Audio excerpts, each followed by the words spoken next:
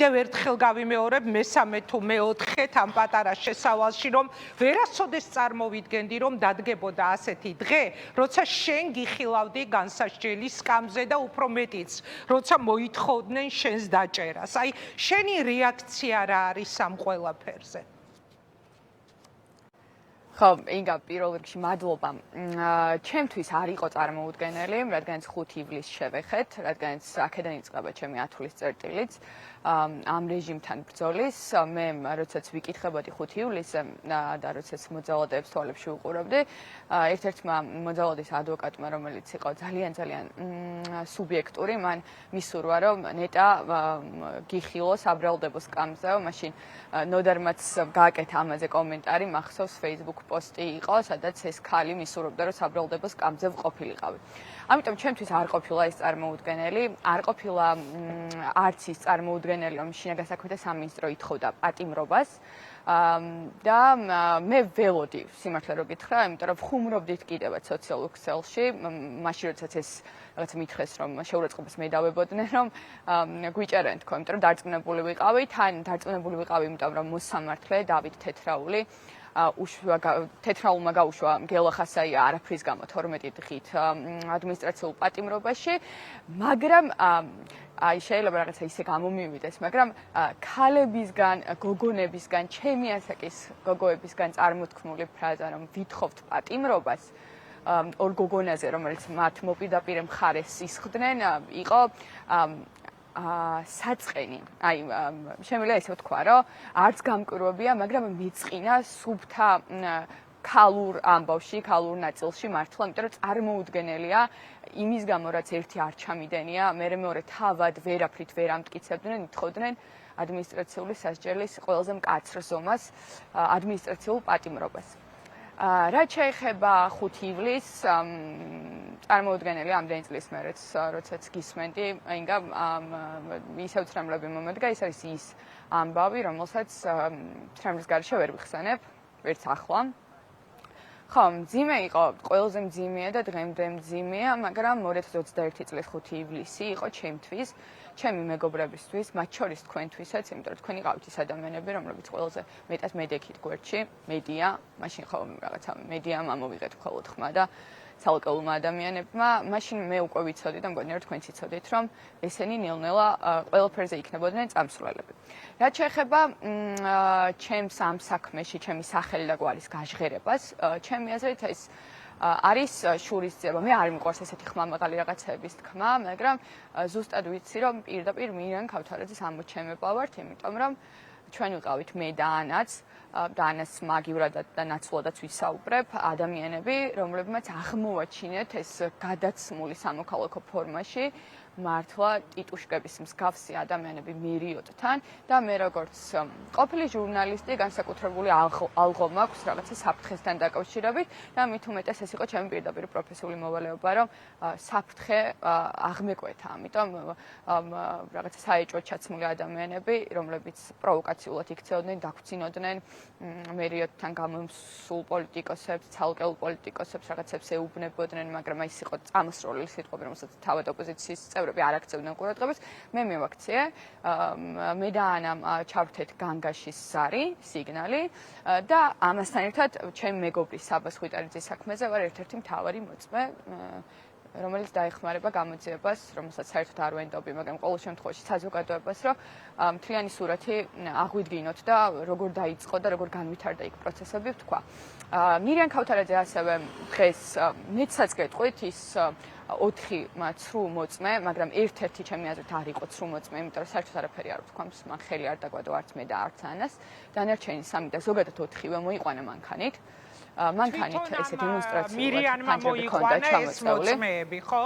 კი, მის მანქანაში იყვნენ, კი. ეხლა შეიძლება 2 მოიყვანა და არა 4, მაგრამ ყოველ შემთხვევაში მის მანქანაში იყვნენ. ანუ პოლიციელს მოყავს ცრუ მოწმეები საკუთარი მანქანა. კი, და საბას ხვიტარიძის საქმედაც ეგრე იყო, მირიან ქავთარაძე როცა იკითხებოდა და ეს 4 პოლიციელი მოწმე, რომელიც ახლა ჩემს საქმეში აძლევდა ჩვენებას, არასრულებდნენ ისინი პროფესიულ მოვალეობას და ეს ჩემთან დაკითხვის დროს აღიარეს, რომ როგორც მეგობარი მთელი სამმართველო მოწდა იმისთვის, რომ მირიან ქავთარაძე დაეცვათ, თან ისინი არასრულებდნენ, ეს არ იყო პირდაპირ დავალება პოლიციიდან. თავისი ნება იყო. დღესაც მირიან ქავთარაძე მოიყვანა, აი არ ვიცი რაღაცა თბილისში გავიზარდე და ცოტა შეიძლება სხვანაირად ჭირდეს, მაგრამ ჩვენთვის წარმოუდგენელი იყო 4 კაცი ქალებს ადებდნენ ხელს და ამბობდნენ რომ აი ჩვენს უფროს მონა უწოდეს და მეცინებოდა, აი მართლა მეცინებოდა, იმიტომ რისთვის მოცდნენ, წარმოიდგინეთ, მირიან ქავთარაძე თვითონ რომელიც აი ესეთი რაღაცა პერსონა, რომელიც ჩემს არ არაობა მართლა მოიყვანა ეს მოწმები და თან ესე შუშა ჩამოწეული მანქანაში ესე იჯდა და გვიყურა და მე ხო პროცესზე ვიყავი, მაგრამ ჩემო მეგობრებმა ნახეს ფოტო მასალაც არსებობს, მედიას მივაწოდეთ ეს ფოტო მასალა. ერთადერთი რაც ისახავს, ან მიზანი რაც იყო, ესე მარტივად საზოგადოებისთვის რო იყოს მარტივი, მიზანი ის იყო, რომ წარმოიდგინეთ ახლა, ხო წარმოუდგენელი იყო რაღაცა 2 წლის წინ მაგალითად თუნდაც ქალების დაკავება. დღეს გვითხრეს რომ თავარი, ან არ აინტერესებთ იმ ადამიანებსაც, რომლის მიმართაც არანაირი მტკიცებულება არ გააჩნიათ, უშვებენ ადმინისტრაციას. ხო, ასე არ არიან გაშვებულები ციხეში ის ინდისის პატიმრები, რომლებიც გამოკეტილი ყავს ოლიგარქს, ხო? ციხის საკანში. მირანდა, ხო, გააგზელე ბოდიში გაგაწყვეტინე. ხო, ჩვენი 12 მე Facebook სტატუსით დავწერე ცოტა მეუხერხულება, იმიტომ რომ 12 დღიანი პატიმრობა არაფერი ამასთან შედარებით, რასაც ამ 52 ჩვენს პოლიტპატიმარს ემუქრება 9 წლით, 4 წლით, 6 წლით ციხეში გაშვება მართლა არაფრის გამო მტკიცებულებები არ არსებობს. ხა რა მიკურსო ადმინისტრაციულ საქმეზე არ ქონდათ მტკიცებულებები, სისხლის სამართლის საქმეზე ხან ბოძის ამოთხრას ედავებიან, რომელსაც რავი, წარმოუდგენელია ხა ერთმა ადამიანმა ბოძი ამოთხაროს, ხან ქვისროლას, ხან ჯგუფურ ძალადობას, თითქოს ისინი ერთმანეთს იცნობდნენ და ამის საპირწონეთ მინდა ვთქვა 5 ივლისს შევეხები, ადამიანები, რომლებიც მართლა იცნობდნენ ერთად და ჯგუფურად შემოვარდნენ იმ კორპუსში, ჯგუფური ძალადობის მუხლი მოიხსნათ და წელიწად ნახევრით გაუნახევრდა ციხეში ყოფნის დრო. და ამ ადამიანებს, რომლებიც მართლა საერთოდ სხვადასხვა სფეროდან არიან, სხვადასხვა ქალაქებიდან არიან, ედავებიან, რომ ერთმანეთს იცნობდნენ და ჯგუფურად დაორგანიზდნენ. სისულელე ეს არის რაღაცა შერჩევითი. მირანდა, რა მაინტერესებს? ანუ მაყურებელმა რომ კარგად გაიგოს, რეალურად თქვენ იქ არ იმყოფებოდით, იმ დროს, რა დროზეც თქვენ გედავებიან, საერთოდ არ იმყოფებოდით ადგილზე, მაგრამ რეალურად თქვენს მიმართ წაყენებული ბრალი უკავშირდებოდა, ანუ საბოლოოდ ესე გამოდის Facebook posts, ხო? ანუ აი ვისაც არ ჯერა რეზიუმეს ქვეყანაში ცხოვრობს, მათთვის რომ განუმარტოთ კარგად. აი მოგვიყევი ეს ამბავი, იმიტომ რომ TV პირველის ოპერატორიც დღეს განსასჯელის სკამზე, იმიტომ დასვეს და იმიტომ აკიდეს იმხელა ჯარიმა, რომ Facebook post-ის გამო მოუწყეს ეს სასამართლო. ანუ აი რა მდგომარეობაში ვართ, რა სიგიჟეში?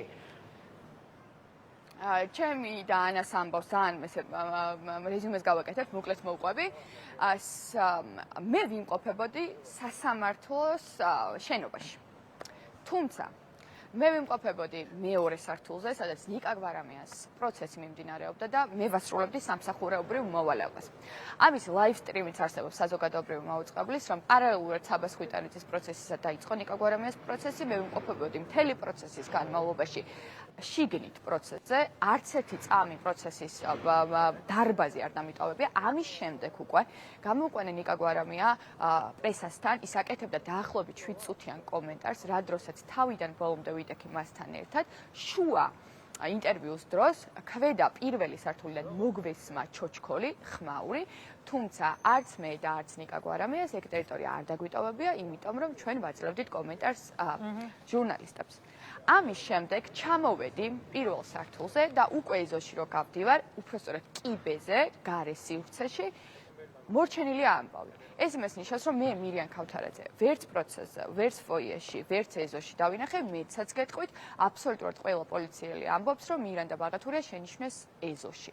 არც ფოიეში, არც პროცესზე. მეორე, საბას ხვიტანეთის საქმის მთავარი მოწმე ვარ, ამიტომ როგორც ყოფილმა ჟურნალისტმა, როგორც მოწმემ, რომელიც გაფრთხილებულია დაცვის მხრიდან, რომ არათუ პროცესს დავესწრო, რაც დაუშვებელი, არამედ ახლოსაც კი არ უნდა ვიყო პროცესთან, იმიტომ რომ ინტერესთა კონფლიქტი შეიძლება წარმოიშვას. შეიძლება როგორც მთავარი მოწმე რაღაცა დაშინების მცდელობა იყო. მე სასამართლოს ხელმებზეც იშვიათად დავდივარ, იმიტომ რომ მუშაობ ამ პერიოდში, როგორც პრესამსახური, ამიტომ ეს იყო ერთადერთი შემთხვევა, როცა სასამართლოს შენობაში ვიმყოფები. ძალიან მარტივია ინგა ამის დამტკიცება, მათ რო კონდეთ ნება, სასამართლოს ფოიე არის მართლა გადატენილი ვიდეოკამერები მოგვიანებით შეუძლიათ ერთი ვიდეოკამერა ამოიღოთ, რომელიც დაადასტურებდა იმას, რომელსაც მირიან ქავთარაძე გაყავთ, მე ვარ მეორე სართულზე, საიდანაც საერთოდ შეუძლებელია მირიან ქავთარაძის ნახვა. ჩემი აზრით, მირიან ქავთარაძეს კარგად გონებაში ვყავდით მეც და ანა ყურაშვილიც მერიოტის ფაქტის გამო.